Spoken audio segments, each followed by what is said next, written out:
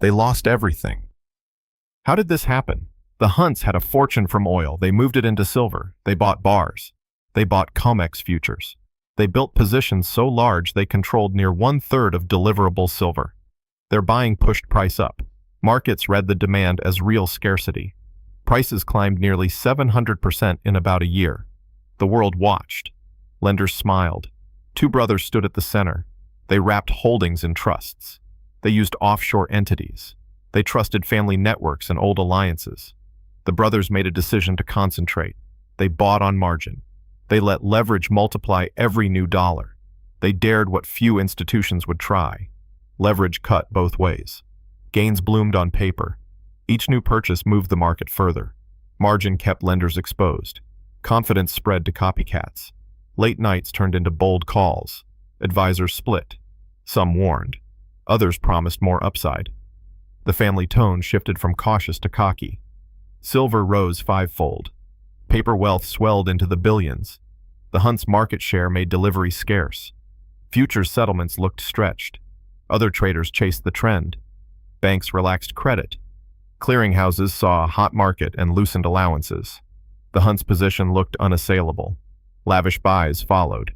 Palaces, gifts, public praise. Behind the scenes, the brothers obsessed over one number. How far could price go before the house of cards tilted? Stay with us. Markets began to show cracks. Liquidity thinned. The pool of available physical silver for delivery shrank. Brokers whispered about concentration risk. Clearing members talked about raising margins.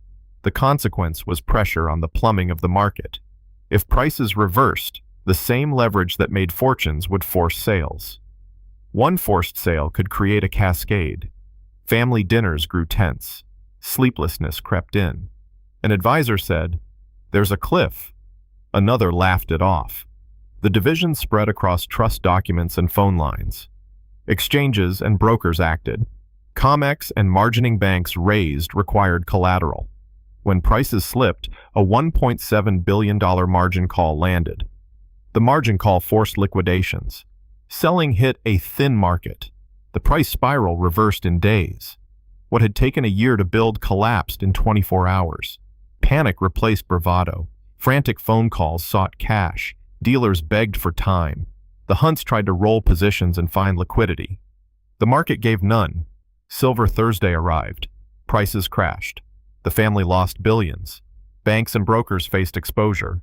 Lawsuits followed. Filings and bankruptcies spread through court dockets. Regulators rewrote rules. Margin systems tightened. Delivery rules were changed. Exchanges added position limits and new surveillance. For many in the family, the loss was total. Trusts unraveled. Some members faced ruin. Reputation and legacy broke. Others learned bitter lessons that would be taught to the next generation. Reconstruct the mechanics plainly. A leveraged futures position magnifies moves. A thin market means low bids. A margin call compels cash or forced sale. Forced sale in a thin market drops the price. Lower prices trigger more margin calls. The loop feeds on itself until stops are hit. Numbers matter. 1/3 of deliverable supply. Sevenfold price rise. $1.7 billion demanded overnight. Billions erased in days. Those are the hard facts that turned a daring bet into a systemic shock. Exchanges today carry stricter margins. Banks tighten lending. Position limits exist where they did not before. Risk systems run constant checks. Yet markets remain human-built machines. They still hinge on trust, credit, and liquidity. Could it happen again? The rules changed. The math did not. Concentration plus leverage remains a recipe for disaster. The safeguards reduce odds.